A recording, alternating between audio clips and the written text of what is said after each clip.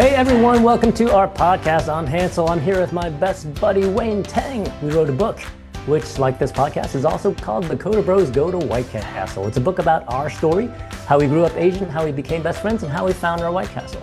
Only our metaphorical destination wasn't a fast food joint, but an awesome little business called the Coder School that we now run together. So we started this podcast to explore the stories of other Asian Americans like us and how they write their own book. And today we have kind of a weirdly special guest for you. Wayne, do you think you want to introduce this person? Yeah, of course I do. Our guest today is definitely a special guest, as they are Hansel's firstborn child. I will tell you that. It's a little bit of a clue, if you know. I remember their birth date very well, as it's just 3 days after my sister's firstborn. So I kind of right there, best friend and sister having their firstborn. Definitely very memorable for me.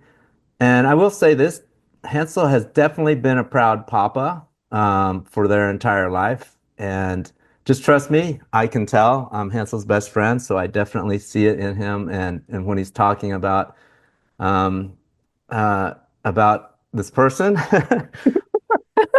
It sounds like it's a mystery person, but actually so far, Wayne, you have not yet misgendered Miley, which is crazy. Yeah. So that part, a little bit, yeah, I'm not as used to that. So I have to get used to that. They are a graduate of Pali High School and currently attending NYU in Shanghai. So I am sure living in Shanghai has got to be increasing their Asianness. And without further ado, welcome to the podcast, Maile Lynn. Hello, everybody. Oh my gosh. It's so funny to hear the intro live. I didn't know it was just pure live. I thought it was pre-recorded or something. Yeah, that's right. Hansel's able to do that perfectly every time. But all yeah. the same. So what are you up to these days? Wait, before we talk about what Miley's up to, I want to add a little bit to the intro, which is Miley is non-binary. And that's why Wayne, you kept saying they. And I think that is true. We need to play a game. We need to play a game during this podcast. If anybody misgenders Miley by calling them a she, including Miley yourself, yeah, you got to get buzzed and you got to drink whatever's in front of you. Oh, that is a good one. That would be a good one. And you got to drink a shot. I think. Does anyone, do I get a prize if I win though? That's what I really want to know. Your prize is you're going to have like 10 shots if you That is the prize. You will be totally hammered. Okay, Miley, tell us. You are 21. I know because my nephew just turned 21.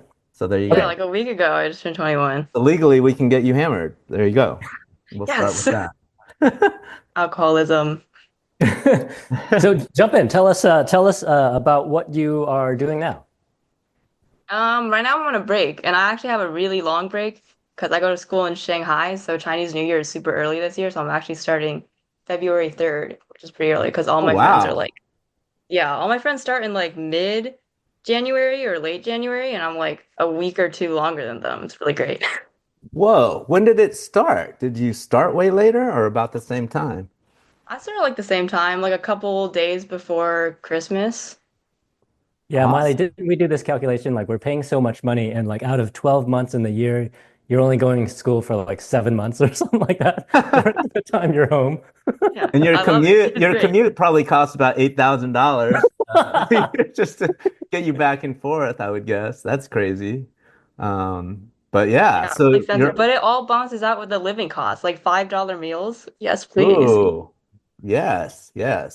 So $5 meals, and is it good quality? Well, it depends, but you can get like pretty decent, like Chipotle quality with $5. So, is there Chipotle there? Nah, I found a Chinese equivalent, but it's not Chipotle. I'm upset. I'm picturing like dim sum and things like that. Is that actually, are you eating that a lot more often? No, I miss dim sum a lot. There's not that many good Cantonese restaurants, or like the takeout quality sucks. So yeah, it's a lot. The food is different. It's not like Cantonese food or like Taiwanese that I grew up with. So it's actually really weird sometimes. Oh, wow. Yeah. So tell us more about the setup there in Shanghai. So NYU, so most people don't know, NYU has a school in Shanghai. It's actually a pretty good sized school. You get an NYU degree and it's, what is it, like 4,000 kids there, 2,500 undergrads, something like that. It's a pretty good sized school. But tell us about the setup there.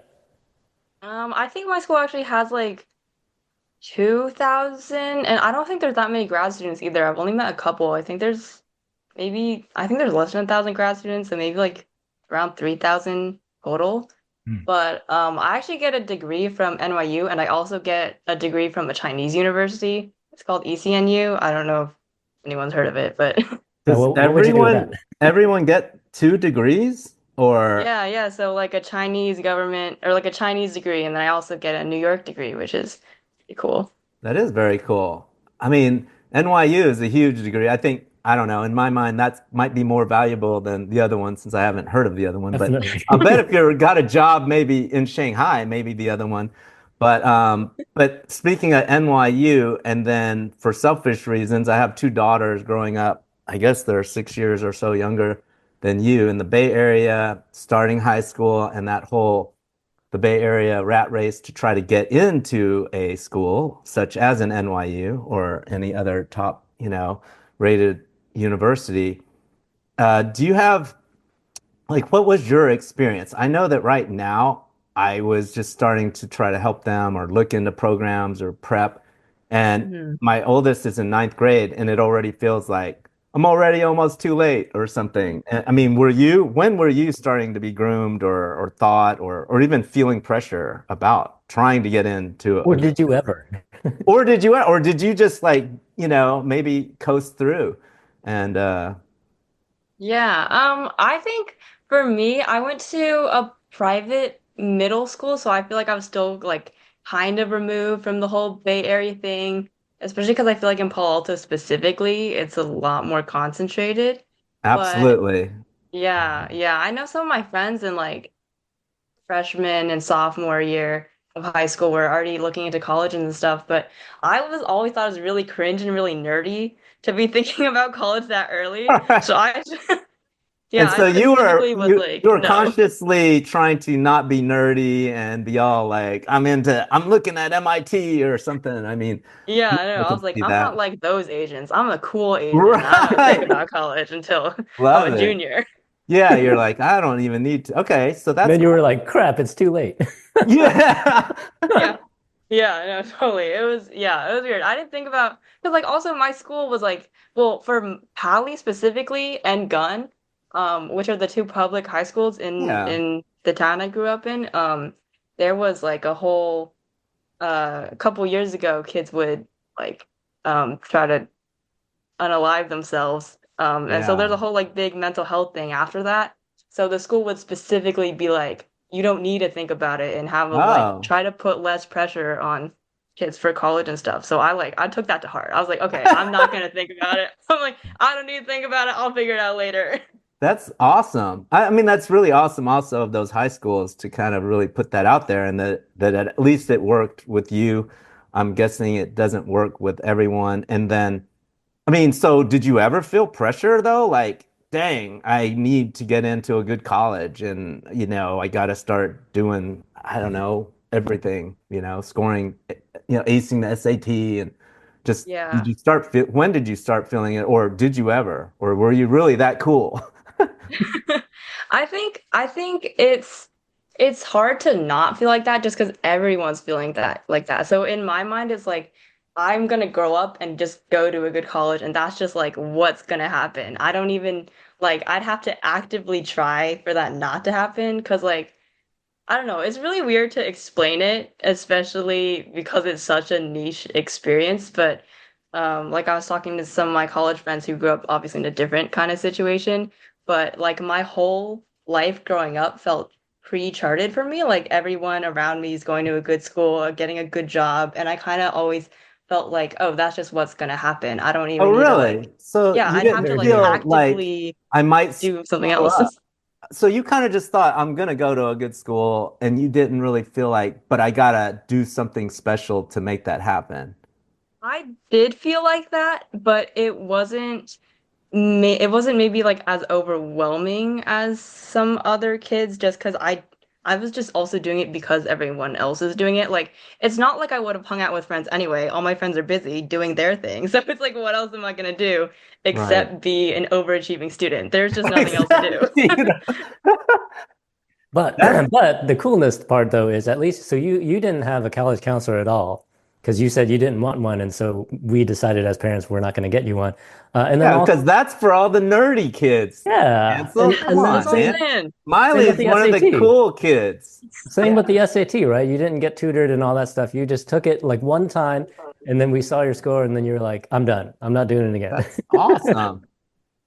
I don't Yeah, know. I Awesome, don't know. I awesome. test really well, but also for my grade, the SAT was made optional. So like I didn't even really need it. So that was just an exception for my year Mm. specifically. So I don't know about everyone else. Right, right. I do remember because, yeah, I guess COVID and all that started Yeah. coming in. Yeah. But yeah, so I mean, I guess you didn't really ever feel too much pressure that I hear, and I kind of even see now that my daughter's in ninth grade. I think she's already freaking out, and I wonder, like, maybe a lot of it's coming from me.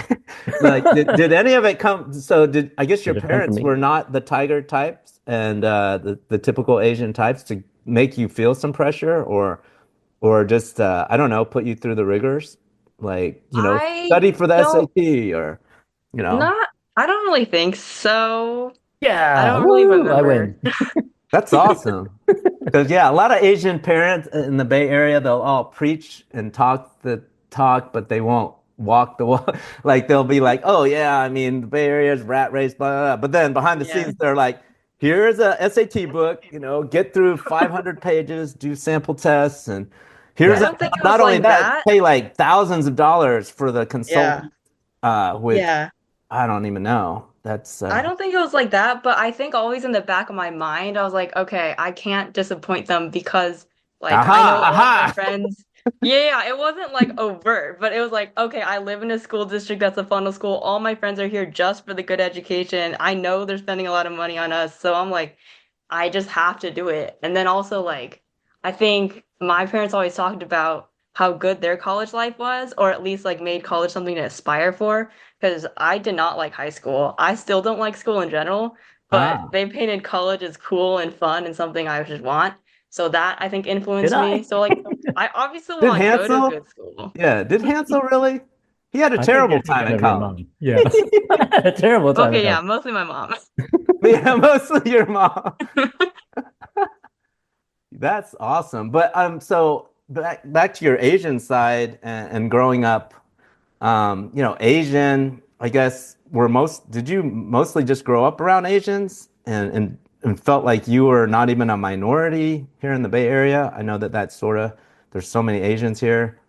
Uh, Pretty much. I think also growing up, doing the Mandarin immersion program where like three-quarters of the class were Asian was pretty nice. I've definitely always felt like a majority. It was also really funny because like kids back in the day would still say funny Asian racist jokes, but we're like all oh, Asian, so it's like, oh, I see. That's like me and Hansel. That's actually okay. We Yeah, we that's fine. condone yeah, You that. can, yeah, you can Yeah. be racist amongst yourselves. But I grew up in Alabama, so that's a little different. Everybody's it's white and just they're still doing Asian racist jokes, and you're the only Asian, so then it feels a little different.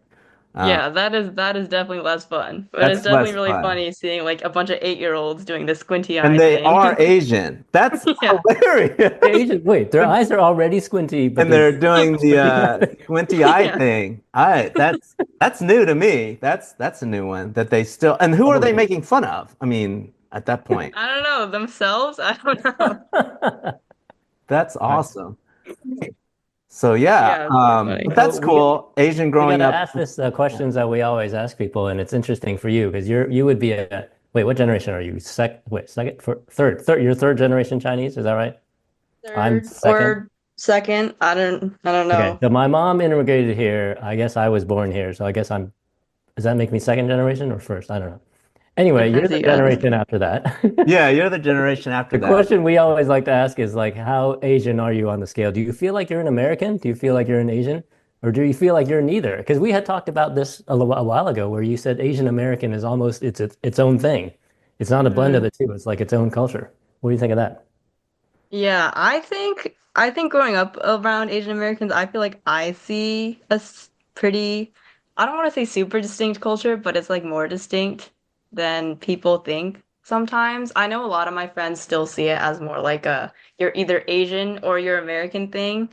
but I feel like I'm pretty in the middle. Like I don't necessarily feel like a lot of the fobs or like first generation Americans. Like I don't feel like I can relate or talk to them that well as like other Asian Americans. And then also like white people, I also don't get along as well as like talking to other second or third generation like, Asian Americans, which is I don't know. I don't know if like how distinctive a culture it is, but it's something.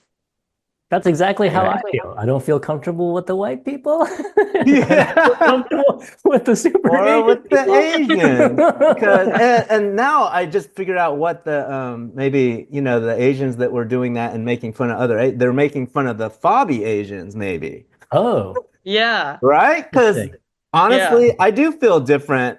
I mean, from like the more I guess the later generation or whatever generation, but the more fobby Asian, I guess that's probably Hmm. already a politically terrible thing to say, but yeah, I Yeah, no, think it's it is kind interesting. of distinct, the Asian American, because we're very American, yet we don't look American. And so, Yeah. It's weird, like you want to distinguish yourself from like the immigrants who are from yeah, Asia, and then you also want to right? distinguish yourself from white people too. So it's like Yeah. Yeah, you weird want to be mix. totally white around the ones with the accents and all that, so you're kind of like cool. But then white people, you don't look like them at all, so you can't there's no way to just to totally be, white America. But I Yeah. mean, speaking of like fitting in and maybe dealing with certain things, you're non-binary. How was that like, how did you even figure that whole thing out? And then, like, do you tell your parents or do your parents tell you? I mean, how does that whole I did thing not tell work? mine. You did They had to define it you're for me. like, I think you're non-binary. Like, and then you're like, okay, dad.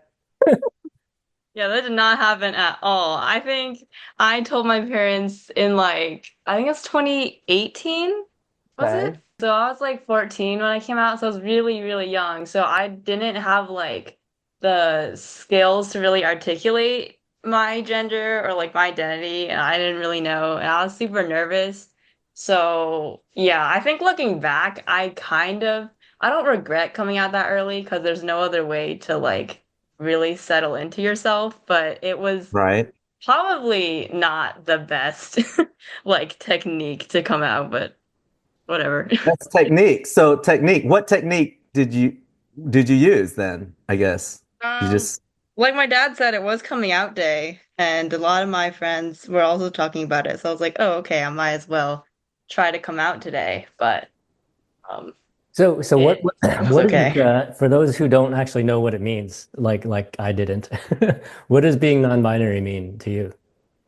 Yeah, so non-binary basically just means like you don't necessarily feel like a girl or a guy, so not within the two binary genders. It's a pretty umbrella term. It's just anything that's not the two. So you can feel different ways about your gender from that. I know people who don't feel like they have a gender at all. I know some people who feel like they're a third gender. Um, hmm, I that's just, interesting. yeah, yeah. For me, I'm just kind of like, I just kind of exist in my head. Like, I'm not a girl, I'm not a guy, I'm kind of just there. Is that, I mean, a bad feeling, or is that like, because I mean, like you just said, like I don't exist. So I'm like, that doesn't sound great, Yeah, I guess. I think it's pretty like liberating because just I'm just neutral. trying to Okay. define myself as a person. I'm not trying to define myself like as a woman or as a man. I'm just like, I Oh, that's like painting cool. my nails, not because I'm a girl, but I just like doing it. That'd be like Got it. Wayne if you and I were to say, well, we're not Asian, we're just a person. We don't have to eat rice. That's right. Yes. I don't have You to like eat rice rice. because it tastes good, not That's because right. your parents forced That's you to. right. Yeah, exactly. And Okay, I have now to I get it. avoid I it totally just get because, yeah. it. No, but I liked how you described that because liberating in a way that you can be anybody. So yeah, you're not pigeonholed to like I gotta be a I mean, there's definitely like growing up as a guy, sometimes, maybe it's like, oh, I mean, I don't want to cry or something. I'm a dude, I gotta Yeah. be or I'm sure girls have the whole thing. Yeah. So yeah, I Yeah, like I see. know some of my friends who are girls like feel like they always have to wear makeup or like whatever. I just never really felt like that. Like, eh. What about a like so if you're non-binary, are you does that mean that you are can be attracted to both a guy or a girl or not attracted to I think either? that's something a lot of people get confused about. Your gender isn't necessarily tied to who you're attracted to, but I mean, a lot of people who kind of question their gender also do question their sexuality. But I don't Oh, really know who I like. I've liked a couple guys when I was like 10, but I haven't liked anybody else since. So, okay. big question mark there. So like, I don't know, Brad Pitt or whatever. Who's the Brad Pitt of your Who's generation? better looking, Brad Pitt or Gal Gadot? Yeah, Ooh. that's a good one. Because, yeah, that's not bad. Brad Pitt's a little old though these That's true. days. He's old. Yeah, he's kind of old. It'd have to be, I don't even know who's the young, the new What's that Spider-Man one? dude. Tim I don't Isn't know. Shelley. Glenn That, Powell? He's pretty big right now. Tim, whatever. oh, Glenn Yeah. Powell. There you go, Glenn Powell. Glenn Powell. He's Yeah. kind of young. But yeah, who would be more attractive? Or are you just I mean, I'm a male and I'm attracted to females, but I could still see a male and know if they're attractive looking guy. Um, I don't not that there's know. anything wrong with that, Hansel. Other thing. Hansel's an attractive guy. Yeah, Uh, I don't know if I can say that. As his kid, that's that's weird. weird. Might be that a would little be weird. weird. Might be a Yeah, little weird. that's really weird. But yeah, so I don't know. I mean, I guess you just can spot people for their attractiveness, but maybe you just still developing, yeah, who you'd really be attracted to. And Yeah. maybe it could be, guys and girls, honestly. I mean, it's different person to person, but for me personally, I don't know, I don't find that many people that attractive though. Like, I know Gal Gadot, she's hot, and then Glenn Powell, Right? also pretty hot. I can tell they're Right. hot, but I don't like, But you're not attracted to, yeah, necessarily. yeah, that's just me. So, Got it. I mean, what about just growing up? Once if you knew when you were 14, did you experience, obviously your parents were really good about it. It sounds like, so they were very accepting. I mean, I know Hansel's on the line right now, so you can, you know, yeah, um, I think it was I don't know. I think back then also being non-binary was something so new. Like a lot of people didn't even really know about it. Which kind of makes sense because it was like 2018.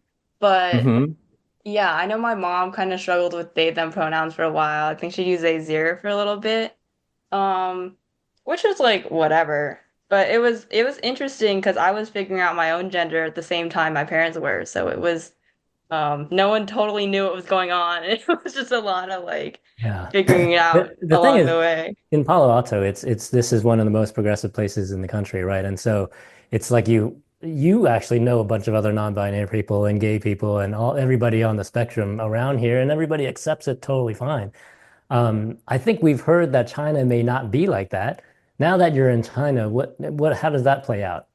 What do people, what's the word for non-binary in China? Yeah. Is it new Yeah. there or is it, Or are you they know, discriminating there again? Huh. yeah. Um, I don't. I know a couple non-binary people in China, but they're all American. Like they're not Chinese. Oh, actually, I do know this one trans guy who's Chinese. I think that's really interesting. Um, I'm not really friends with him though, so I didn't really ask about it. But So what are the yeah. national?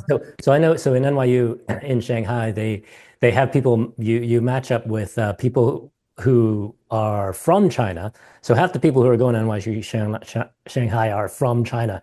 So what do those people think? Like your roommate, Fei Ying, she is actually Chinese, right? What do those people Mhm. think of non-binary? How do they see it? It was really interesting. The first night I moved in, I had a really deep conversation with my roommate about like all things LGBT. We also talked about marijuana, which is kind of funny to me, but um, Yeah, you get busted there yeah, for that, right? yeah, it was a really touchy subject. Illegal there? Okay. Yeah.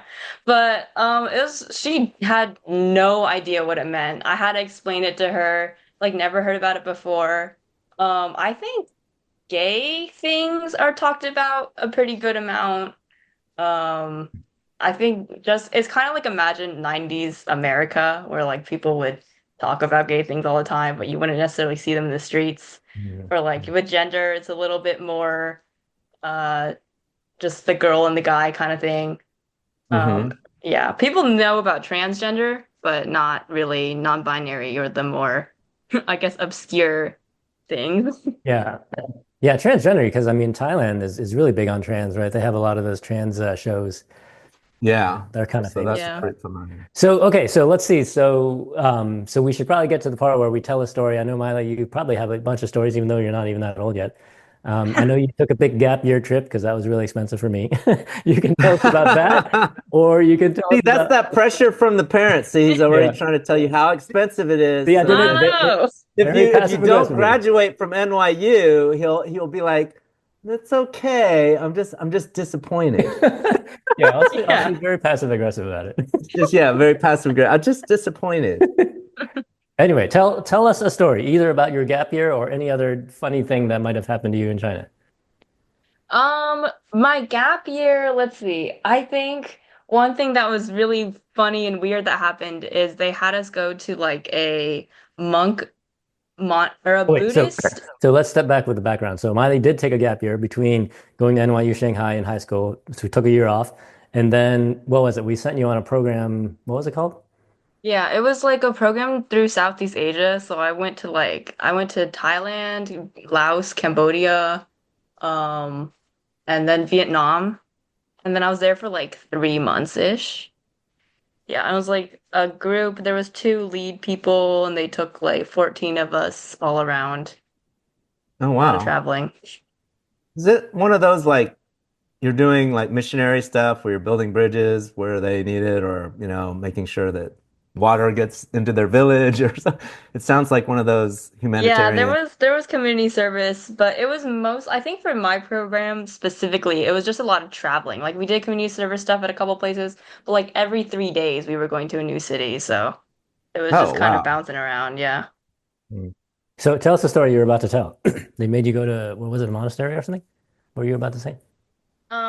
Yeah, it was like a spiritual retreat, a Buddhist retreat, and it was very, very strange. It felt very cult-like. Like we were all forced to wear the same clothes, and then there was Mm. Australian white guy telling us about Thai Buddhism. It was What country very was that? weird. What country was that in? It was in Thailand because they're a Buddhist country. So is this and was there something like they had you do a vow of silence or something weird like that? Yeah, the first day they wanted us to not speak at all. And so everyone else in the retreat thought we were some weird cult that just like we're all mute and deaf and like wouldn't talk to anybody. And it was super strange. And no one would tell us what Whoa. was going on. So we were just like walking around. Everyone was like praying and doing weird mantra stuff. It was really informative, but it was like weird experience. Are you glad you did a gap year before going to school? I think so. I think it definitely helped me feel more secure in myself. And then like talking to other people who didn't take a gap year, I can sometimes I feel like I'm a little bit more confident in who I am than other people. Nice. Actually, when you're young, I think that's a big part of it is just sort of confidence in who you are because you're young and you really don't know who you are yet. You're finding yourself. So glad that helped. Actually, when you're explaining that trip, it just sounded to me like one of those trips that like some obnoxious rich parent would send their kids to. I guess I am that obnoxious rich Yeah. parent, but Yeah. Yeah, that definitely sounds like one that Hansel, after he would go to one of those dinner parties, would come back and go, "Dude, I just met this guy who just sent this, their kid on this obnoxiously yeah, expensive what thing." an idiot. And they'll be like, "Hey, what an idiot. He spent like so much money." But then, yeah. Yeah, I All think right. most people like that were had rich parents, but I know someone who had moved out from their parents' house and was living on their own and they paid for it all by themselves. And then another person who also he was kind of older, but he was also paying for it all out of his pocket. I think though if you pay for it on your own and you're like paying for your own rent and stuff, it's kind of evening out because they pay for all your housing and your meals and all that, and you're just living off of that for a couple months. Yeah, but to do Yeah, that without yeah. parents is huge. That takes a lot of chutzpah. Yeah.